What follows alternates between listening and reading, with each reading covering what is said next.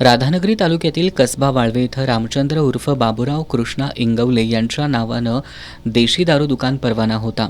1989 सालापासून या ठिकाणी देशी दारू विक्रीचा व्यवसाय केला जात होता।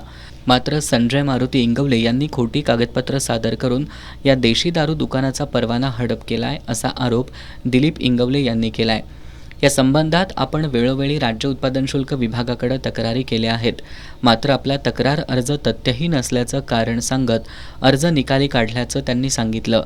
या प्रकरणी आपण राधानगरी पोलिसात संजय इंगवले यांच्या विरोधात तक्रार दिली आहे। राज्य उत्पादन शुल्क विभागाच्या अधिकाऱ्यांकडून या प्रकरणाची चौकशी करण्यात आली, मात्र जिल्हाधिकाऱ्यांकडे चुकीचा अहवाल सादर करून या प्रकरणात राज्य उत्पादन शुल्क विभागाच्या अधिकाऱ्यांनी संजय इंगवले यांना मदत केली असून या प्रकरणाची सखोल चौकशी करावी आणि या देशी दारू दुकानाचा परवाना रद्द करण्यात यावा अशी मागणी दिलीप इंगवले यांनी केली आहे। हे कसबा वाळवे तालुका राधानगरी येथील देशी दारू दुकान हे संजय मारुती इंगवले यांनी खोटी कागदपत्रे देऊन शासन एक्साईज खात्याला खोटी कागदपत्र देऊन आपला परवाना हा हडप केलेला आहे। ह्याला हडप करताना काही एक्साईज खात्यातल्या अधिकाऱ्यांनी सुद्धा मदत केलेली आहे।